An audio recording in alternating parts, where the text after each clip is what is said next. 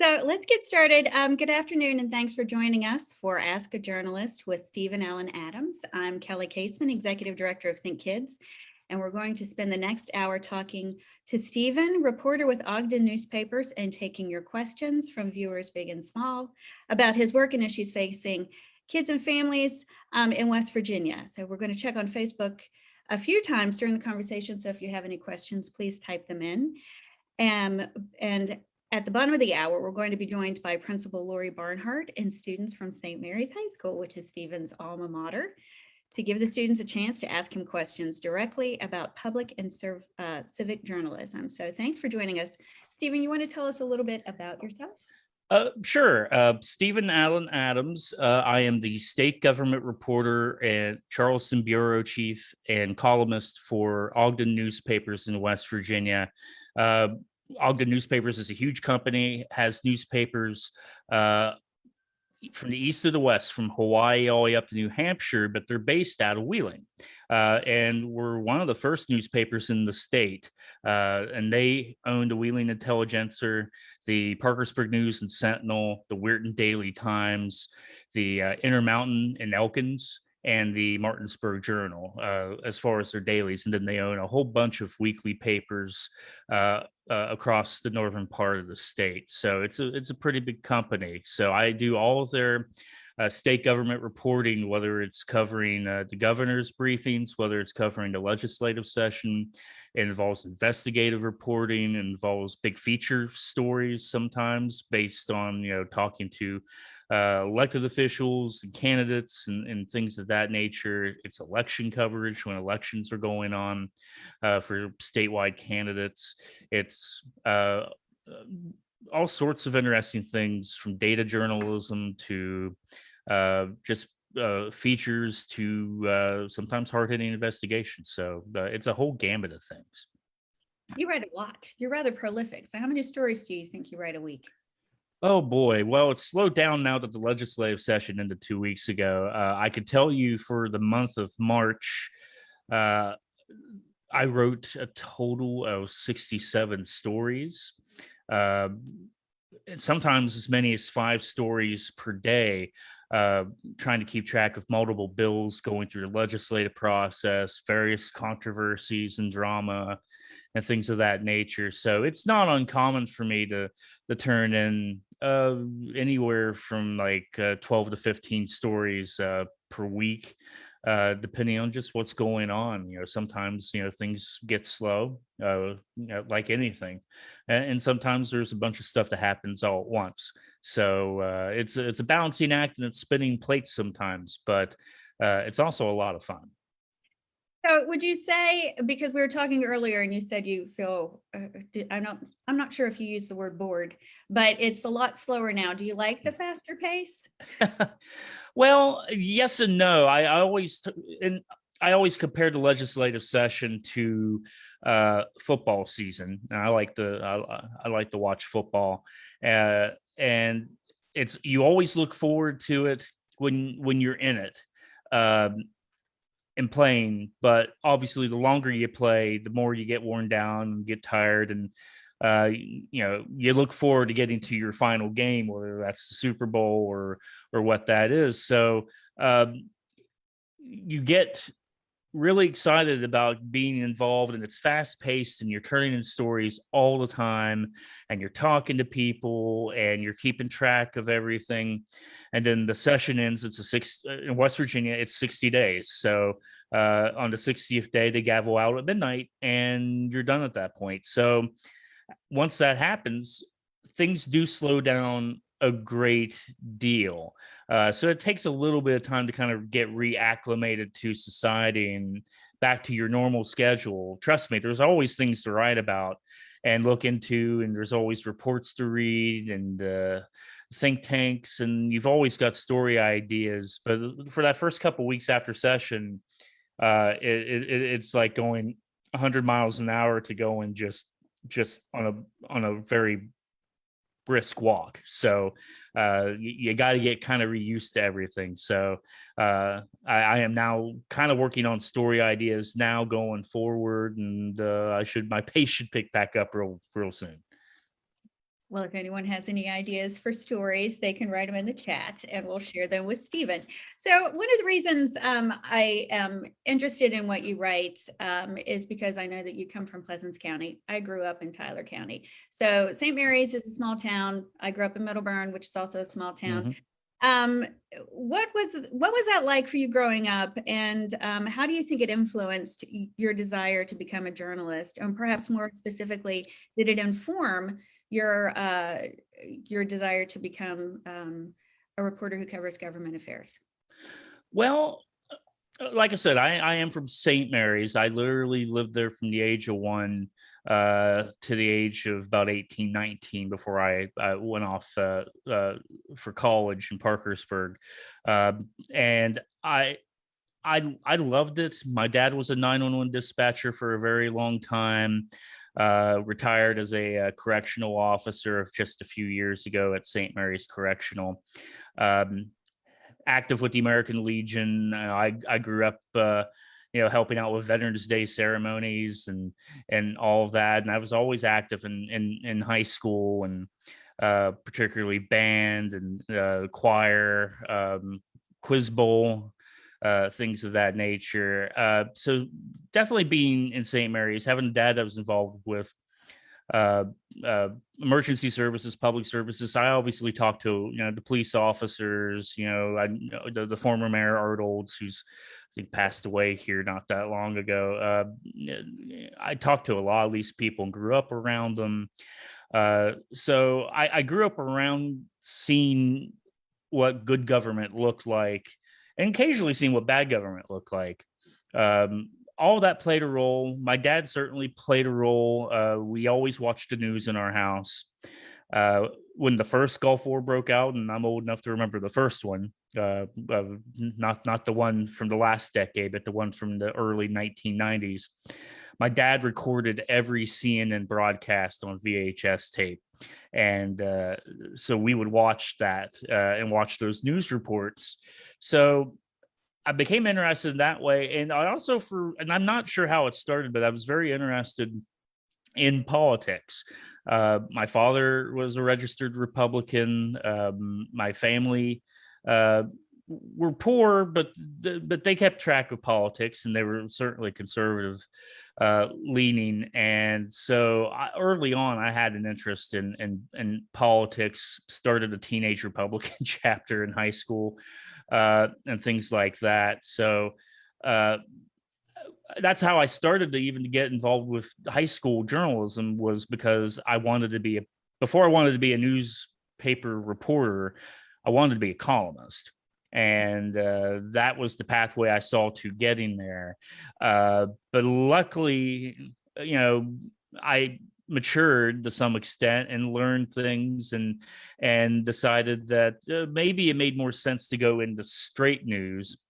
And that's the path that I ended up going on. So St. Mary's played a big role in all that. In fact, one of my first jobs at the end of high school was working for the St. Mary's Oracle in the press room, catching the newspapers that came off the printing press, stacking them, and getting them ready, for put out on newsstands and out for delivery, and things like that. And so I've been on both sides of the newspaper business. So I've been in the ink, and covered a newsprint and all that, and writing and editing and managing a staff. I've done that before too. So, but all that stems from my time in St. Mary's. So do you think that it was because you were from a small town, you got kind of different perspectives and a different opportunity to work in these different places? Yeah, absolutely. Small towns are obviously small, but they're full of character, and they're full of characters. And I mean that in a lovingly way.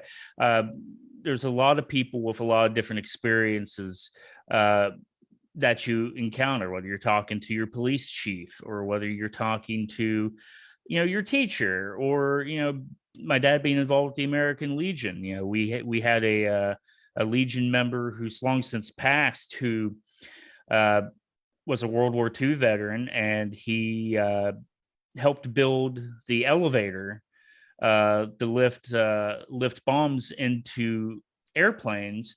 And he ended up having to design a special elevator. He did not know why he was designing this special elevator and what it was supposed to lift up. He later found out that that elevator was used to lift the first atomic bomb into the Enola Gay, the one that bombed Japan, Nagasaki and Hiroshima, and uh, and he could never tell that story without crying himself because he felt a certain extent of responsibility just for designing this elevator for a thing he did not know why he was designing it for.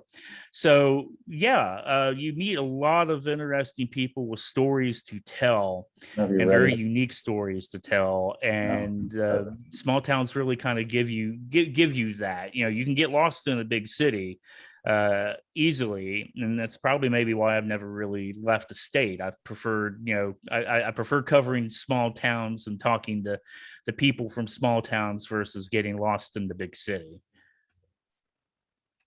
I know what you mean. I worked for the Tyler Star News for a couple of years when I was in high school, and I met a lot of interesting characters, and really, it was really, a warm experience. But you learn all sorts of different perspectives. Well, it's funny you bring that up because I wrote for the Tyler Star News too there for about a year before I started working in investigative reporting for the Public Policy Foundation.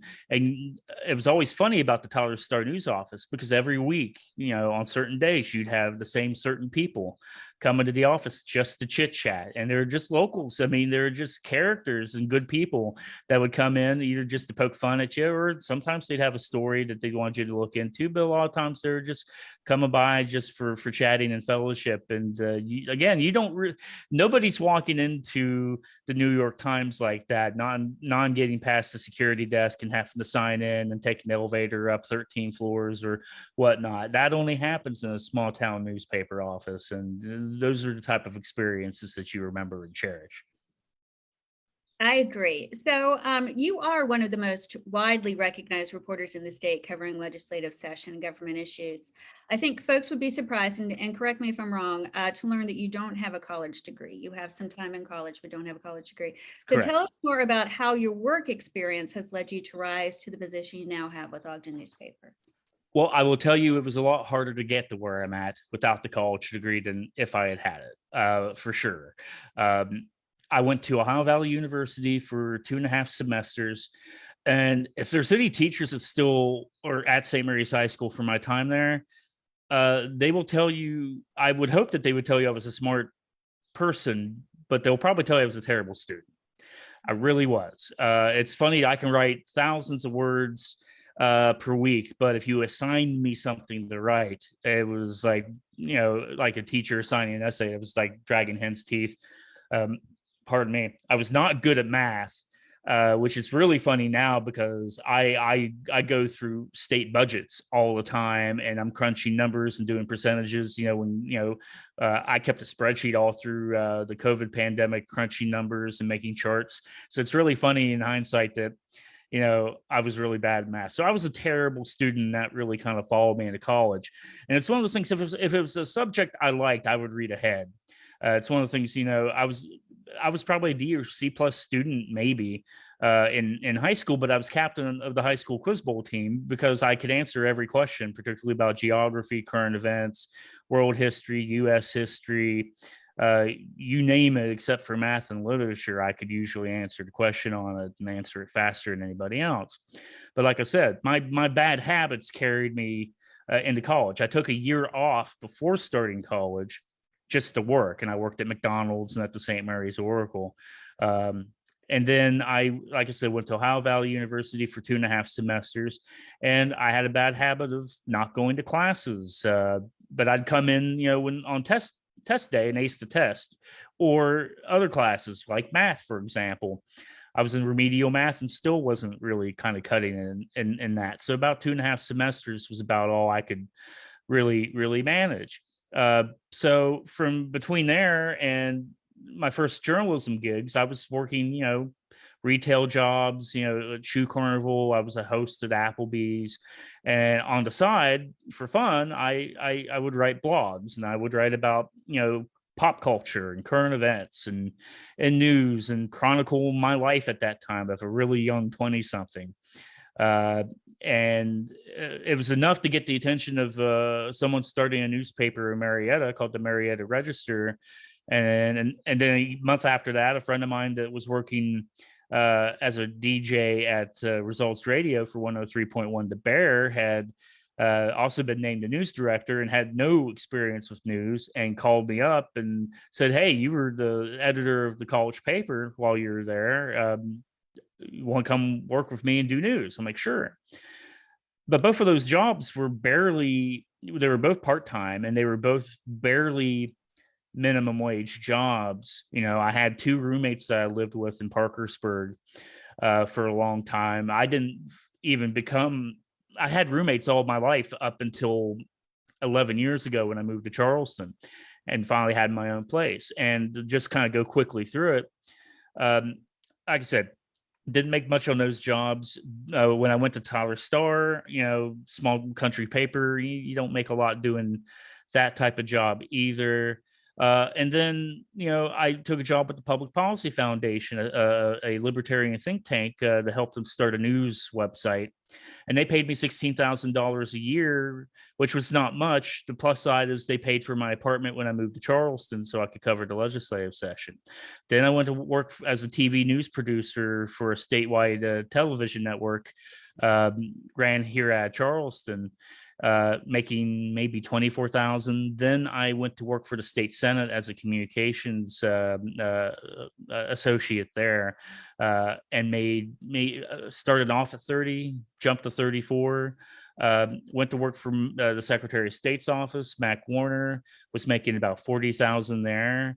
And then when Ogden newspapers asked me if I'd want to come back to journalism and do state government reporting for the entire chain, they started me off at around 43, and at this point I make 44,500. And I only throw out those figures to point out that if I had a college degree, this was a long way to get to where I'm going, but if I had a college degree, chances are I would have possibly moved up a lot quicker than what I had to. I had to work really, really hard in order to get where I'm at now and develop skills and teach myself how to do things such as coding, photography, graphic design, video work, audio work, things of that nature, things I had to teach myself to do and develop those marketable skills to make me valuable without the college degree.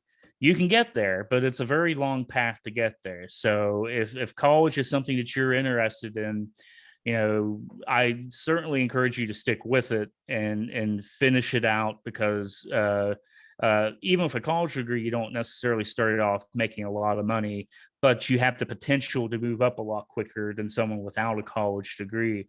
And you can get there, but it's a harder path. So that is, while not having a college degree worked out great for me, it doesn't really always work out great for everybody. So that's my advice on that. Thanks for that. Let's look at, before Principal Barnhart joins us with students, let's talk about some of the different outlets you worked for that you just referenced. And this was the first time I saw your work was with West Virginia Watchdog. Yeah, West Virginia Watchdog it doesn't exist anymore, but it was a project of the Public Policy Foundation of West Virginia, which is what I would call a libertarian leaning think tank. Sometimes it's called a conservative think tank, but they don't really get into conservative issues. They're more into tax policy and fiscal policy and things of that nature. And they had gotten a grant from an organization called the Franklin Center for Government and Public Integrity, which was trying to start state house-based websites across the country to cover the legislature, to cover your governor and other government officials. And the goal being, government transparency and accountability. So sometimes involved investigative stories on, waste, fraud, and abuse. And you can certainly find those type of stories in state government. all the time. It seems like, depending on what's going on.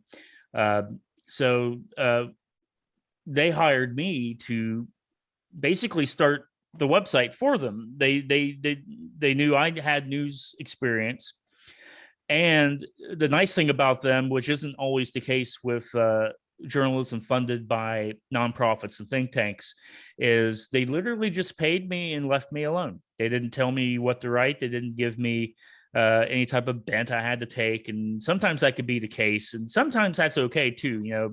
Journalists are supposed to be cover things as unbiasedly as they can and be fair and try to get as many sides in the story, because there's always more than one, certainly more than two sides, depending on the issue. But sometimes think tank journalism could be really good. Reason Magazine is a good example of that. They're libertarian leaning, but their journalism is pretty solid, and they're upfront about where their politics are.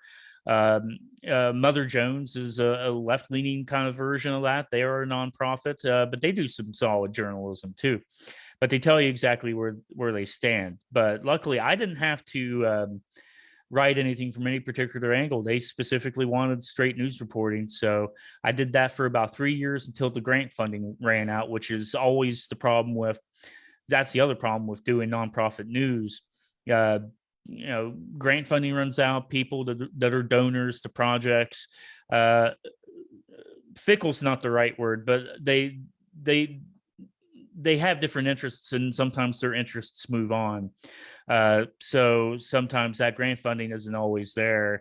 And it's always interesting to me, I got a little pushback, 12 years ago when we started this project, but I think people came to see my reporting as fair and balanced. And so quickly my reputation improved, and people would talk to me, and I'd get good stories out of it. But I was kind of a loner in this category. Now, 12 years later, you've got all sorts of news websites starting to pop up again. Mountain State Spotlight, which was formed by a number of former Charleston Gazette Mail reporters and editors. They are set up as a nonprofit news website. There's a news website in Southern West Virginia called Loot Press, which is owned by a member of the House of Delegates. They do something kind of similar to this, but they're not a nonprofit. And there's a couple others that are starting to pop up as well. So it's kind of neat to see, even 12 years later, because at the time I did West Virginia Watchdog, I had kind of hoped that it would kind of spur others to do something similar. In fact, I used to go around and do classes on citizen journalism, teach people how to use the Freedom of Information Act, the request government documents, and how to look through budgets, and how to find some of these things. So 12 years later, it's nice to see some of these things starting to take off. Yeah, that's great. So let's talk about the teacher strikes for the 2 years. Did you cover both of them? I only covered the second one. The first one happened when I was working in the Secretary of State's office. So I was literally downstairs when all the protesting and the cheering and and in some cases the jeering of lawmakers were. But I followed that pretty closely. I did cover the second one, pardon me, which was always kind of more interesting, because the first one obviously got the most people to turn out. But they had, legit issues with that. The legislature and the governor were trying to offer a raise at that point, but it was a very, very small amount. I think it would have amounted to $1 increase per year over 5 years, if I recall. And the teachers and the school service personnel just did not feel that was enough. And when you look at the numbers, I mean, the evidence shows that they certainly could have been paid more. So they protested, and they rallied for several days, and they were able to get the support of their union leaders, of the legislature, and the governor to get behind a 5% pay raise. That was that first year. The second year was more interesting because that protest stemmed in part from a couple things. One, they were trying to reform the public employees insurance agency and come up with ways to keep it funded moving forward, which it's funded even as of this current approved budget, which will go into effect in July. But at some point, they're probably going to have to either keep putting more money into it, or they're going to have to find possibly a funding source for that. So that was something teachers were concerned about that year. The governor had promised another 5% pay raise for teachers and school service personnel. And then when the legislative session started, particularly the Republican members of the state Senate wanted to tie that pay raise to improvements in education, or things they thought would improve education. Some of that was sort of meant to be a little bit of retribution for that first strike. There was going to be things that limit striking, and other penalties. There was going to be a move away from seniority for teachers, things of that nature. But then there's other things in the bill, such as that was the first time that they were able to move through charter schools, which didn't come out of that bill, but came out of a special session later on. They tried to do education savings accounts, which did go through this year. Through the Hope Scholarship Program. So teachers once again rallied at the Capitol for a couple of days, a lot shorter time period, because they were promised a 5% pay raise, and they didn't understand and didn't feel it was appropriate for it to be tied to anything, since it was promised. And the same goes for trying to fix PEIA. The only thing they did that year is, I believe, create $100 million lack of better phrasing, a slush fund that would kick in if PEIA lost funding. So they were able to go ahead and still get that 5% pay raise. The bill that the Senate was pushing didn't make it over the finish line, so the governor ended up calling a special session to deal specifically with education reform issues, and out of that came a bill that ultimately did include charter schools. So it was interesting to be able to cover that and trying to cover both sides of the issue, because I mean, Republican, that's the thing you got to remember. Republicans have, had a reason and had logic for doing what they were doing. Teachers, I'm sure, obviously disagreed with that logic. So you got to make sure that you talk to them, talk to the union leaders, talk to the Democrat lawmakers who are obviously a legislative minority, to get their thoughts on it. But there's a lot of different issues you got to kind of cover there to get everybody to just try to put out a story that's as fair to all sides as possible. Right. I bet it was hard to cover, but I see you're credited for this photo. How different was it back then when you had a full house at the Capitol as opposed to this year? Oh, vast night and day for sure. I covered the legislative session this year during the pandemic. Executive orders prevented the public from being able to come into the building unless they had a specific appointment. Say, if a committee had asked somebody for testimony, they could come into the building and give their testimony during a committee meeting and things of that nature. So there was nobody around. Reporters weren't allowed on the floors of the House and Senate. We had to be up in the galleries. Traditionally, we're on the floor, which is always really nice because you can talk to lawmakers and be in front of them. This time, because of those rules, it was hard to really just bump into lawmakers because, I mean, they could avoid the press if they wanted to as well. But even the ones that didn't want to avoid and were happy to talk to you, you just didn't bump into them as much. You could go cover committee meetings to a certain extent. I chose to just stream those from my basement in the Capitol because I maintain an office in the Capitol press room, which is in the basement. And so I would monitor committee meetings that way. And then I would pop up to the galleries here and there, depending on what bills were being discussed and what was going on. But the point being, the building was so quiet, and just, the atmosphere was different. You could tell it actually kind of brought people down because, if you've ever been to the Capitol during a legislative session for a field trip, or if you've been up here to do a page for one of the chambers. I mean, there's so many things going on. I mean, in this picture, you see that the rotunda is blocked off by a wall and a mural.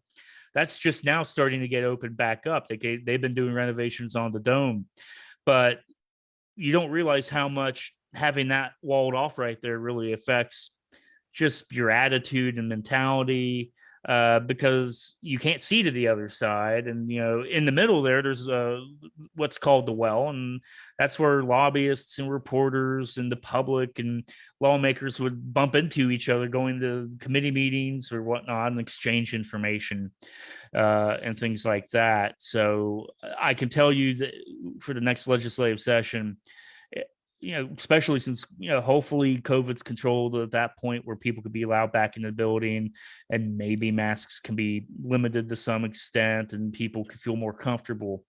The atmosphere, I think, will be greatly different.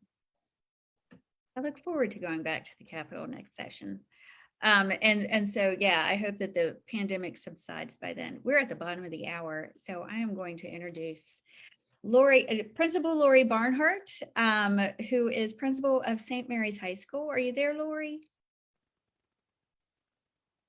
Oh, and a great group of kids, or Wow. students, I should say. Can you hear me? I can hear you. Hey. Hey, we're here from St. Mary's High School. We have a panel together. We have some sophomores, some juniors, and some seniors with us.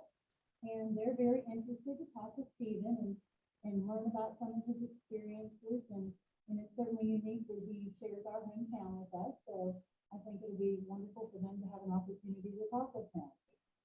So the students have their questions ready. And we'll just kind of alternate so that you can kind of see if they're asking a question, we'll sort of trade seats around a little bit. And we'll go ahead and get started. Stephen, can you hear her okay? Yeah, I've got it turned up, so I think I can hear it. Great. Okay. All right. So, Jacob, you want to leave your chair right here, just stand up. Leave this right there, why don't you stay right there? There you go, I'll put you right beside. okay. All right, Stephen, I have an interest at some point in becoming involved at the state level of government. So as a prior graduate of St. Mary's, what avenues would you recommend I pursue for this future endeavor?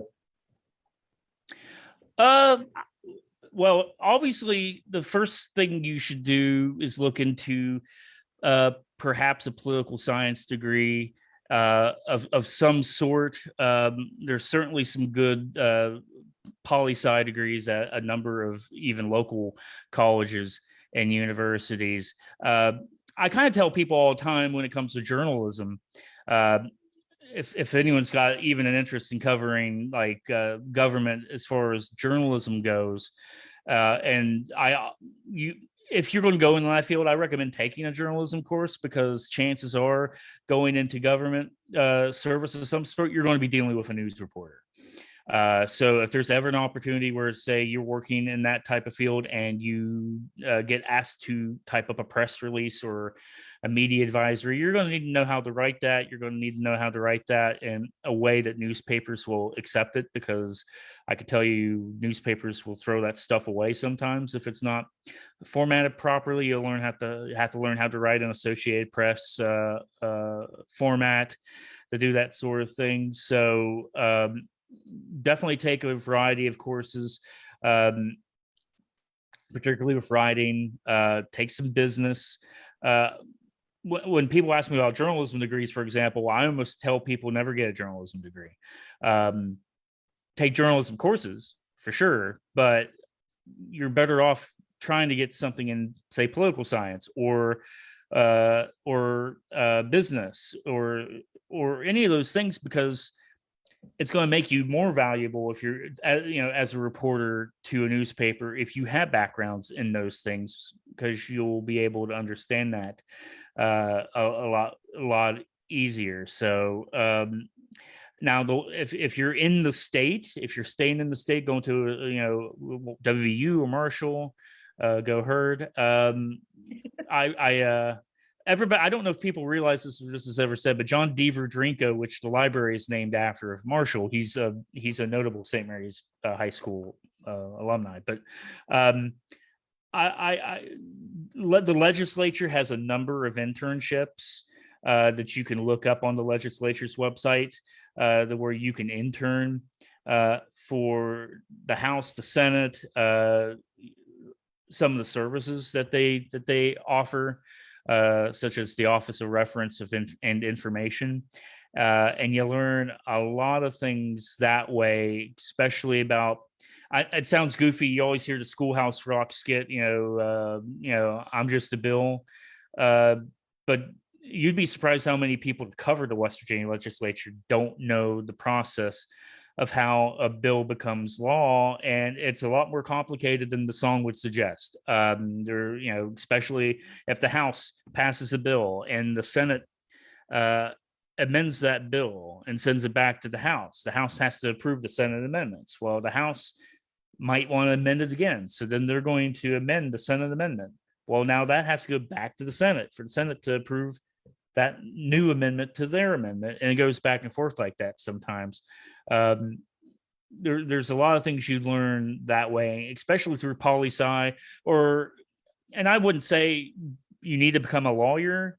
Obviously, WVU's got a good law school, but you could certainly take some courses while in school that deal with paralegal, which is good information to have, particularly in government, because that's primarily the thing government does is make laws and enforce laws. So those are type of things that I think are valuable for going into that type of track. Thank you. Okay,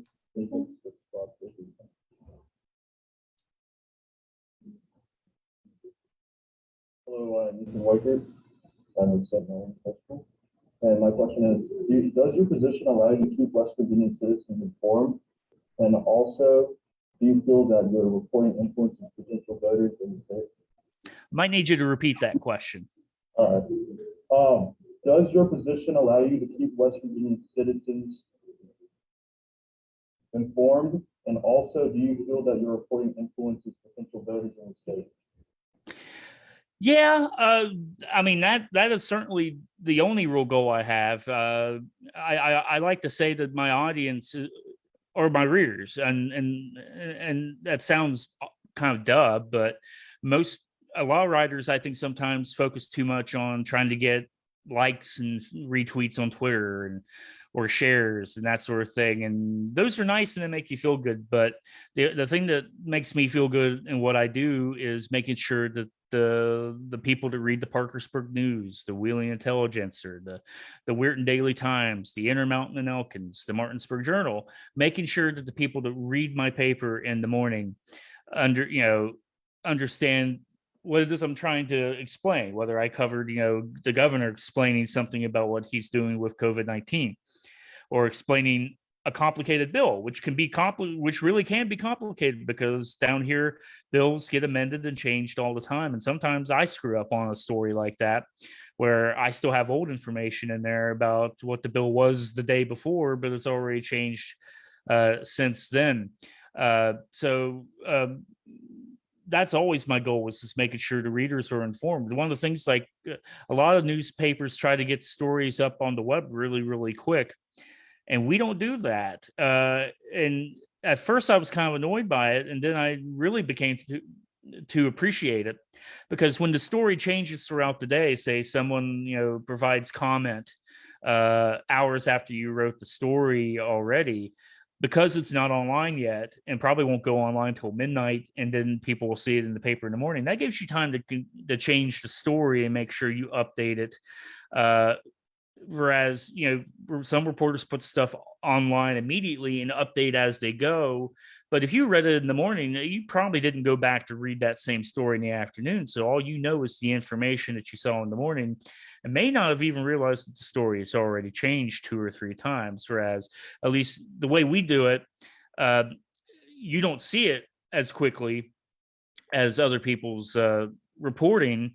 But the version you do see, either if you're up, if you're online at midnight to see it pop up on the web, or if you wake up in the morning, the story I write is going to be as complete as it can possibly be at that point. So I always make it a goal to make sure that readers are informed, and I don't worry about Twitter. I tweet stories, and sometimes I tweet asides and things like that, and I post things on Facebook. But I really do kind of think that at the end of the day, it's the people to read the story that need to be informed, and I worry more about that than I do trying to get the story out first to the Twitter audience. I always make the joke, social media is important, especially in this day and age. But Twitter, West Virginia Twitter, we could all fit in a gymnasium and know each other, and talk. Point being, it's a very small group of people, and there's probably more people to pick up my paper in the morning that probably see my tweets. So informing the public and being as accurate as possible. That's the game. That's always the mission. All right, thank you.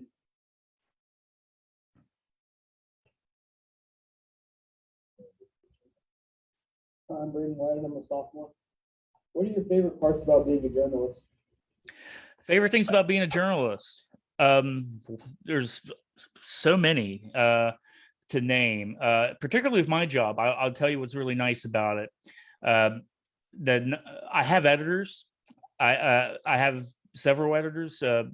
Parkersburg actually edits the way it works in our company is Parkersburg. I send my stories to Parkersburg for editing, and I send my stories and photos, and then they distribute to the rest of the network in the state, the other papers. So I'm thankful to have editors to be able to look over my stuff, because some of my stuff could be really, really, really messy. It doesn't matter how often you write, you're always going to make mistakes. You're going to have grammatical issues. And by the way, it could go through 2 or 3 editors and still end up in the paper and be wrong. And trust me, there's going to be a reader that's going to point it out to you that is smarter than you and point out that you don't know grammar. No grammar. It's a mistake. Sometimes you're writing fast, and sometimes even editors that read things and are paid to catch those things, you don't always get them. But the point I'm getting at is I love my editors. But one of the things I love about my job is my editors very rarely tell me what to write. Sometimes I get a request from a paper to look into something or check out a news tip, or they have a story idea. But for the most part, they trust my news judgment down here. And, and I appreciate that. I've done news for just about every type of medium: radio, TV, paper, web. I've covered, small town stuff. I've covered the president, and they just don't tell me what to write. They know that what I send them is going to be, I guess what I'm looking for is it's going to be a good news story, and they don't worry about whether I'm sending them something bad, or some reporters will write a biased story because they're mad about something or mad at someone. That happens a lot sometimes. They don't worry about that with me. So they let me write what I want to write. Another good thing about my particular job too is I'm based in Charleston. This is, what you're seeing behind you is my apartment. And I don't have an office. I do keep an office at the state capitol building, and a computer and my own equipment there. And I work out of there a couple times in a week, just depending on what's going on. But I don't have to drive back and forth between here and Parkersburg or Wheeling. That's nice to be able to just work out of your home, and be able, again, to chase kind of the stories you want to chase. It's really nice. Getting to write a column each week, which I do, called Reporter's Notebook. It comes out every Monday in the paper's cool, because it allows me to kind of get out an opinion to some extent without kind of running it down your throat. And I don't ever really opine on things I cover, as far as, let's say there's a bill coming out and I think it's just a bad bill. It's going to hurt, it's going to make young people flee the state. I keep my opinions to myself on that stuff as much as I can, but I am allowed, having both worked as a reporter and worked in government, I am sort of given the freedom to do what I call news analysis. I can take a look at this bill or this debate on legislation or this thing that the governor did, and take a look at it and explain, okay, here's how it's going to affect him politically. Here's how it's going to help. Here's how it's going to hurt. Here's what the unintended consequences are, things of that nature. And I can kind of do what I wanted to do, which I said, the reason I got into journalism in high school, Mrs. Yop's class, way back in the day, was because I wanted to be a columnist. And really, because of Ogden newspapers, I fulfill that dream every week, getting to be a reporter and be a columnist at the same time. And I guess finally, like, you get to do some pretty neat things. I have covered presidents. I've covered presidential candidates.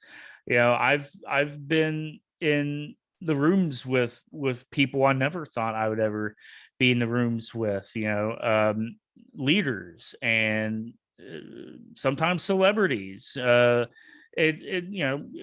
You got to kind of keep your composure and you got to be a professional, but when you stop to think about a lot of this stuff, it's really neat to be able to do stuff that to some extent you have a feeling is going to be in the history books of the state one day, and you're chronicling history. And I know that all reporters kind of talk about that, and it might be cliche, but it's true. It's a really neat thing knowing that the people even down the road are going to read what you say. Or, for example, I cover a lot of court cases that involve state government, and sometimes I gotta tell you, it's cool if you look down in the little syllabus points and you see that one of the attorneys or even a judge cited, Stephen Adams, Parkersburg News and Sentinel. That's going to be in a legal opinion forever, and it's all that stuff makes it really cool. Thank you, sir.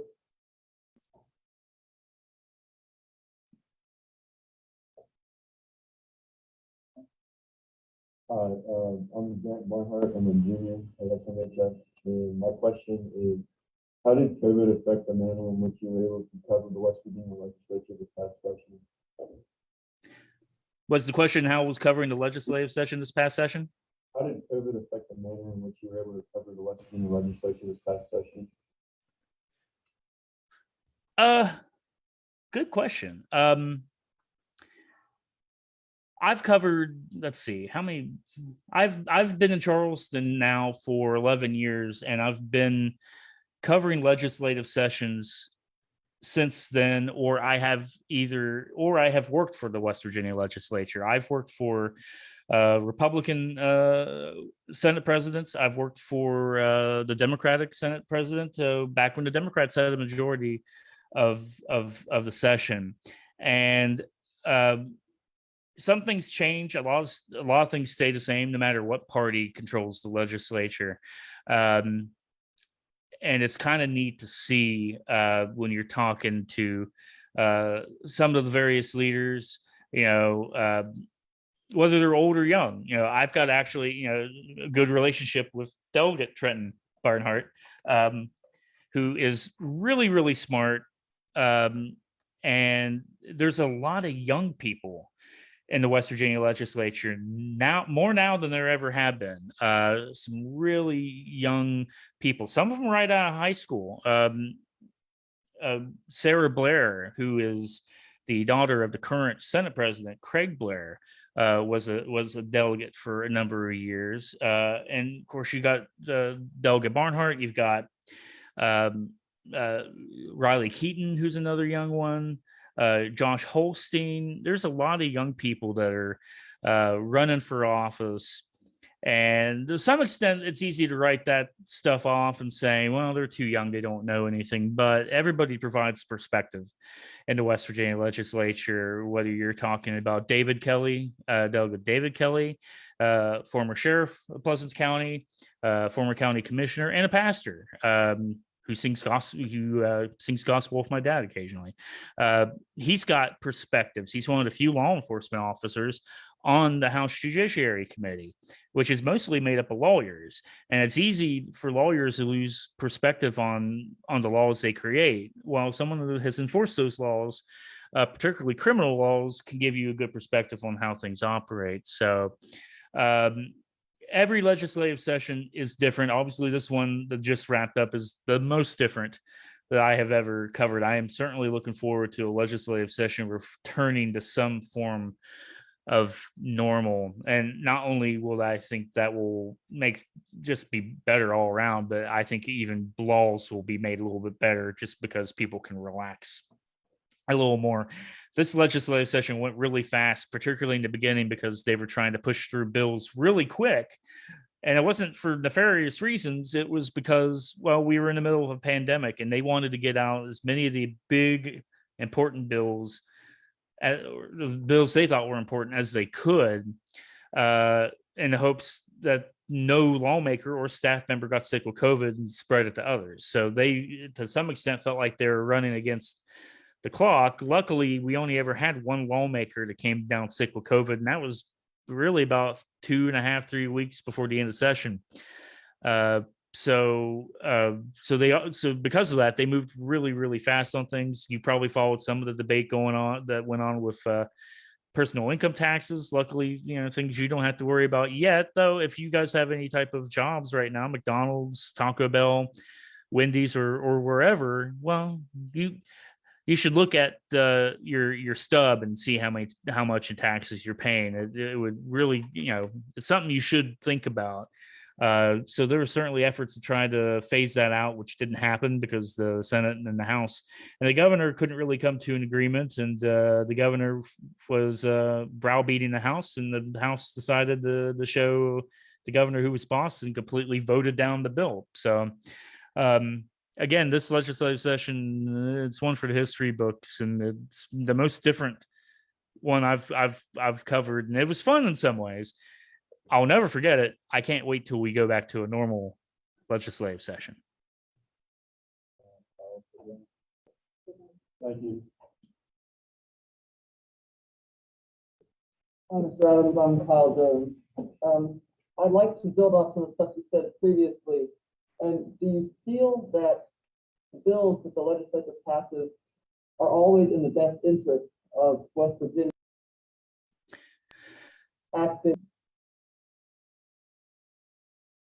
Yeah, well, the problem I run into as a reporter is I got to be somewhat careful of how opinionated I get on bills. Obviously, I live here. I've lived here all of my life, whether I lived in Pleasants County, Wood County, and now Kanawha County.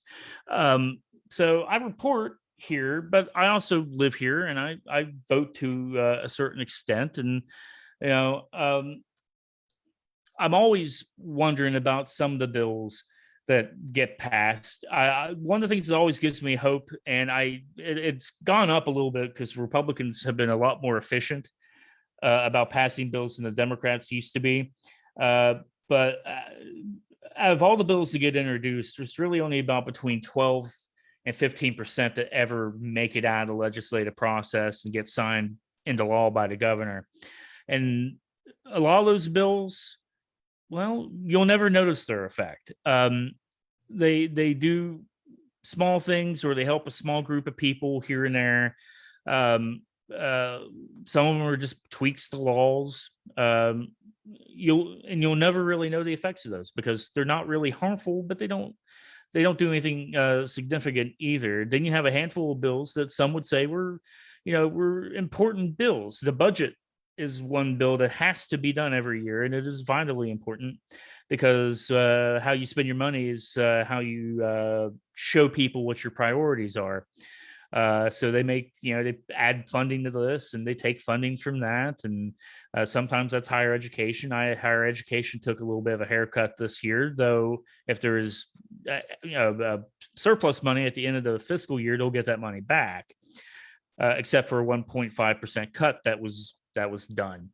But then you have other bills that,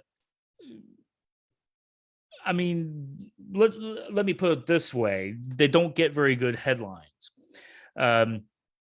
Without going into the politics of it, the bill that they passed that prevents biological women or biological men who transition to women or wish to do that from playing in sports, particularly men's sports or women's sports. That's a complicated bill. Obviously, a lot of people believe that's an important bill. They believe it protects women and girls from getting hurt in sports or being dominated in sports, under the idea or thought that the men are bigger and stronger and better at sports than girls. I would imagine some of the girls might have a different opinion on that. Those are the type of bills that get attention not only in the state but nationally too, just because there's a national conversation on that stuff. It's up to you, especially you all that are going to be, if you're not 18 yet, some of you will be in a year or a couple years, to take a look at some of these bills that have been passed and some of these bills that are being considered, every year, and decide for yourselves, if they improve the quality of life. And you're going to have to decide what you want to do from there. Whether some people, there's a whole movement out there of what's called the struggle to stay, because some of that is due to people being upset with some of the bills that a Republican-led legislature passes each year.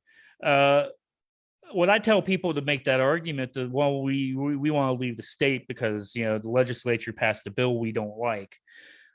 I always tell people that, okay, how does leaving the state help fix that situation?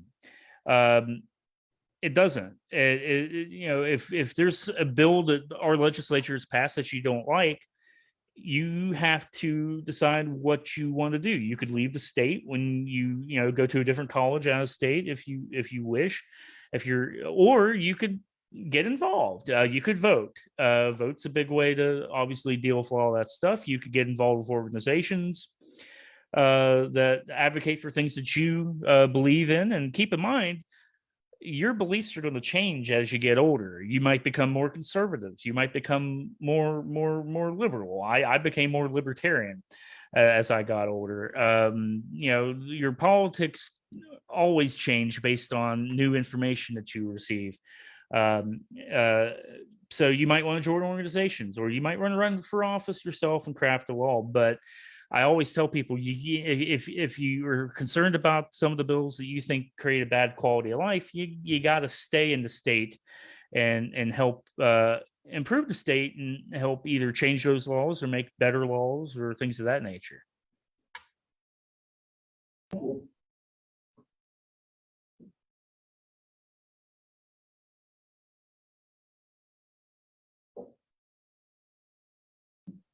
Hello, Mr. Adams. My name is James Beckman. I'm a sophomore. While in middle school or high school, did you ever have the chance to page for the House of Delegates? What was your question? Say it one more time. In middle school or high school, did you ever have the chance to page at the for the House of Delegates? Oh, no, I didn't. My middle school years were weird. Of course, I went to Pleasant County Middle School. I was a Minuteman. In fact, when it comes to journalism altogether, the epiphany didn't hit me for wanting to be a news reporter or be involved in media literally until the summer before I started at St. Mary's High School. Like I said, I had interests for sure in all these different things, in news, in politics. I remember we did like a mock presidential election in 5th grade, and I was the only at the fake convention that we did, I was the only one there for Ross Perot. That's how old I am. I had all these interests, but I didn't know how I wanted to go about doing them. And I don't know if I ever thought about doing that, just because, oddly enough, I love politics. I've done political things. I've volunteered for campaigns. I have worked for government, but I've never really had a desire to be an elected official myself. The closest I ever came to government service in that regard was being appointed to like a solid waste authority here in Kanawha County for a couple of years. And that's how I did that. I've always sort of liked being a staffer. And it's going to sound cheesy, but if you've ever seen The West Wing or any episodes of The West Wing, which you can still stream, I mean, you can find it on any streaming platform, but the whole premise of that show, if you don't know, is about the president's staff and their day-to-day and their work lives and personal lives and things of that nature. I've always preferred to be a staffer versus be an elected official myself. Now, it's not to say down the road I might change my mind on that. At one point, I had even thought about running as a county clerk here in Kanawha County. I had thought about that once upon a time. So it's not out of the picture, but yeah, when I was in middle school and even high school, I didn't think about doing that, but I did do things. For example, I'm a counselor at a camp, which has been canceled this year just because some of the COVID regulations are too much, but called Camp Lincoln. And Camp Lincoln used to be ran by the state Republican Party. It's not anymore. It's an independent camp.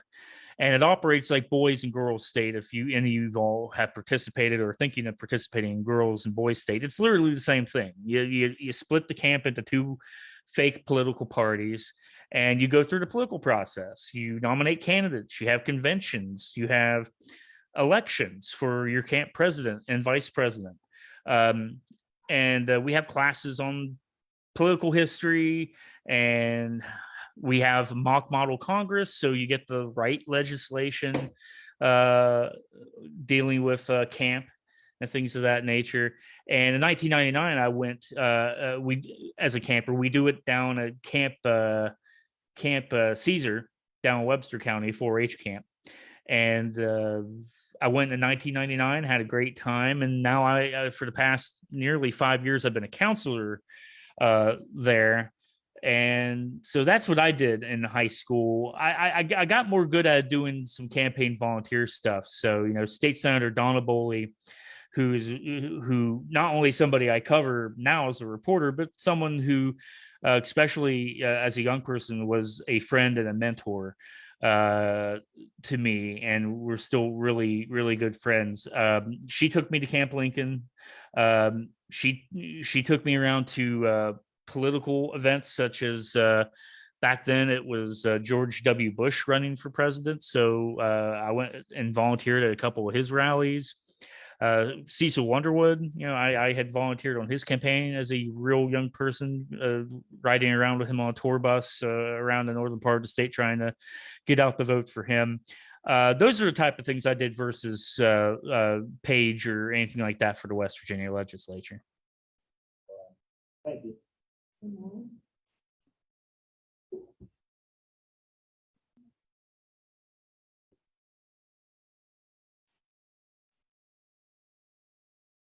I'm Kylie White, and I'm a senior at St. Mary's High School. And I was wondering if you thought that any aspects of St. Mary's High School influenced your career path. Okay, say it one more time. Do you think that any aspects of St. Mary's High School influenced your career path? Oh, for sure. Absolutely. It's actually kind of funny here because I just kind of looked over at it, but I have a wooden pen here.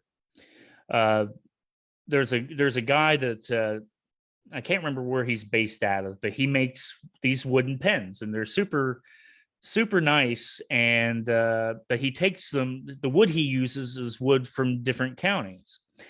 And the wood for this pen comes from the doorway on the Route 16 side of the old St. Mary's High School. Um, there where where the library was, the side there, the cafeteria was. No, St. Mary's High School is always really kind of close to me in many ways. My dad graduated from St. Mary's High School. Many of my family members graduated from St. Mary's High School. And I still maintain a lot of friendships with people I graduated and went to school with at St. Mary's High School. It always means a lot to me. You know, I kind of hate that COVID has canceled alumni weekend the last 2 years. You know, last year would have been my 20-year anniversary. So we obviously didn't get to commemorate that. So we'll have to wait for 25. You know, I was part of the class of 2000. And yeah, no, everything that happened at St. Mary's High School affected me, especially working on the Argus, on the student newspaper. You know, Mrs. Yop is someone I still talk to regularly, and I hate that you all, I don't know if she ever pops in. I hate that you all don't have the opportunity to learn from her, because she was a fantastic journalism teacher and a fantastic teacher all around. And you know, the student newspaper, I learned so many lessons. You know, like I said, I didn't finish college. Most of my journalism knowledge in my youth came from Mrs. Yop and came from the journalism programs at St. Mary's High School. I wrote columns. You know, sometimes I was a troublemaker, you know, with some of those columns. Anyone that knows me or knows my family knows we're overly opinionated and stubborn. And that certainly was the way I was in high school, but I was active in so many things. Choir, for example, I'd help out with band, drama. I was in several productions there. I used to be, until they replaced the sounds. So until they built your new high school. There for a while, I was one of a handful of people that even still knew how to run the old St. Mary's High School sound system, to where they'd have to call me back in occasionally for talent shows and whatnot to run it, because the old system in the old building was ancient. So St. Mary's High School will be part of my life always, and I miss the old building. I actually have, you know, I do video production just from when I worked on TV, and I used to do a lot of video just for fun. And there's a video on my YouTube channel from the very final home game at Laidley Field, which we won. We won. I don't remember the score offhand, but obviously that field's empty now. I'm happy to see that there's some businesses going in up there. I think that's great. I was just through this past weekend, actually.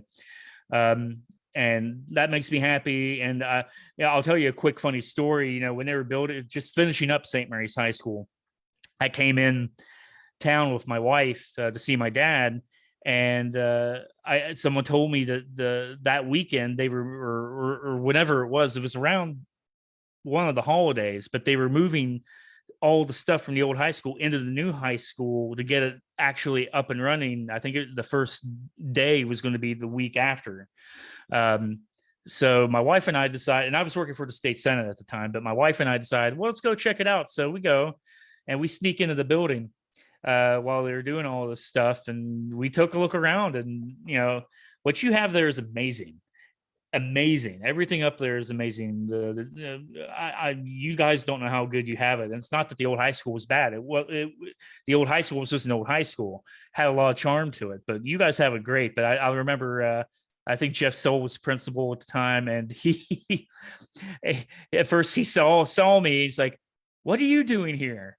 And I'm like, I just made up something like, well, I'm here on behalf of Senate President Jeff Kessler, and he just wanted me to take a look around and make sure that things look great. He's like, oh, great, wonderful. We'll keep looking around. So we kept looking around. You guys have a great school there for sure. You know, there's a lot of history in the old building, but I can't wait, you know, to see all the memories you all keep making in the new building. Thank you.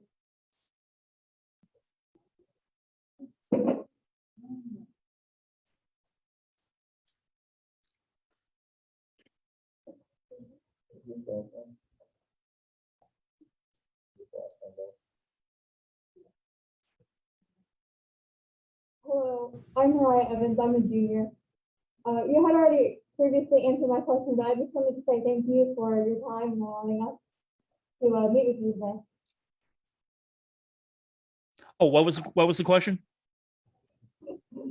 So, I'm Mariah, and I'm a junior at St. Mary's High School. And I just wanted to say thank you. You had already previously answered my question, but I want to say thank you for meeting us and allowing us to meet and learn more about what you do. Well, I've been pleased to be here. This has been a lot of fun. We have one more question if you have Okay. time for that. Sure. Thank you. Appreciate your time.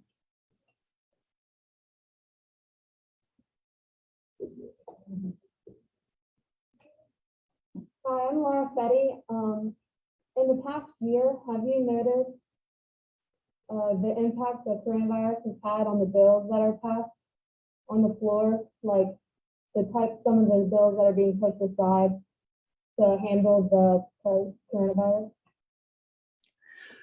Well, the COVID has been interesting for me in many ways. One, when of course this has been going around for longer than a year, but it didn't really start to hit West Virginia until about the middle of March, and really after last year's legislative session. So I remember I got a request by one of my editors to talk to the Department of Health and Human Resources about this coronavirus and how serious was it going to be. And I kind of rolled my eyes because, you are young, but I've been through bird flu, I've been through SARS, I've been through the Ebola scare, and actually when I worked in radio a long time ago, I even participated in a statewide tabletop exercise to plan out what would happen in a pandemic type situation. Which I got to tell you, we didn't follow any of the rules that we had set, any of the plans that we put in forward 13, 14 years ago for this. So I kind of rolled my eyes. I'm like, I don't want to cover that. It's going to be nothing. Well, it wasn't nothing. And everything started to very quickly happen that March, where we got our first case, then we had to start shutting things down, and we went into the spring lockdown for that month and a half, and every day throughout the pandemic, I kept a spreadsheet of information of all the cases, deaths, tests, all this information I kept. I made charts every day to try to show exactly how just where the virus was in the state at any point, to show which counties had the higher numbers of cases, things like that. And I've been doing all that literally for more than a year. Obviously, as a reporter, you're not really supposed to know anything. Our job is to ask questions, and as a result of the pandemic, we've really had to kind of become what they were kind of derisively calling armchair epidemiologists, but that's accurate. I didn't want to become an epidemiologist. I sort of kind of had to, because I told somebody the other day it was the equivalent of being a weatherman, a meteorologist. My job was to show you the data this particular day or for this particular week, and show you where the coronavirus was and what it was doing and how bad it was that particular week, so you could determine whether you felt comfortable going outside, or if you felt comfortable going to work or going to the store, or things of that nature. So we've all had to kind of learn how to read the data, and try to interpret it the best way we can. It has changed so much. I suspect what people talk about whether things will go back to normal or whether things should go back to normal. Things are going to be different, not necessarily in a bad way, but things are going to be different for sure. I will tell you, having covered the governor throughout all of this, I mean, to give you some just sort of the broad strokes, I think West Virginia has done a pretty good job of keeping cases low. Um, and especially the last few months getting vaccinations out, not counting, because of course, if you're younger than 16, you can't get the vaccine yet. Though they're working on changing that. They're doing some tests now to see if they can get approval, for I think either Pfizer or Moderna to be able to possibly do that for younger people. But if you take out the people younger than 16 from the equation, we have vaccinated partially vaccinated 2/3 of our population in the state of West Virginia. That's huge. That's great. And not only that, but the last numbers I saw, and I need to look again, but we had completely vaccinated, not even partially, completely vaccinated 60% of our senior population age 65 and older. And of course, if you follow any of the news on COVID, that is the age group most at risk from dying from COVID. And I've known a couple people. My editor, Mike Meyer, up in Wheeling, who is a friend and mentor. He passed away from COVID. Don Bowie from St. Mary's. Some of you might know him or know his family. He had passed away from COVID. So being able, I hate those people who've passed away, but being able to get 60% of the remaining older population vaccinated is huge, and it's a big deal in the state. So COVID's changed a lot of things, but I think ultimately we're going to come out of this. I think we're going to be okay, and probably within the next couple months, I think you'll start to see some normalization of as much as you can, because COVID's not going away. It's going to be in our environment much the way a lot of viruses are, and at some point we're going to have to manage the risk of going out and versus the risk of getting the virus. But with the vaccines, I mean, they've really made big strides. So. Thank you so much. Principal Barnhart, did we get to all of your students? Yes, you did. Yes, everyone had an opportunity to speak, and I have Mr. Lancaster here with us, our instructor, and I just want to thank all of our students and Mr. Lancaster for taking the time to come up with such great questions. And we really enjoyed meeting Stephen and having an opportunity to learn from him and to talk with him today. So thank you for inviting us for this opportunity. Well, thank you so much for joining us. Thank you. Yeah, this has been great. I really appreciate it. Thank you, Stephen. Thank you, students. Thank you, Principal Barnhart. And the video is up on our Facebook page, and it will be up on our YouTube channel tomorrow. And we'll share some links of how you can connect with Stephen's work on the number of papers that Ogden Newspapers owns around the state. So thanks, and have a great day, everybody.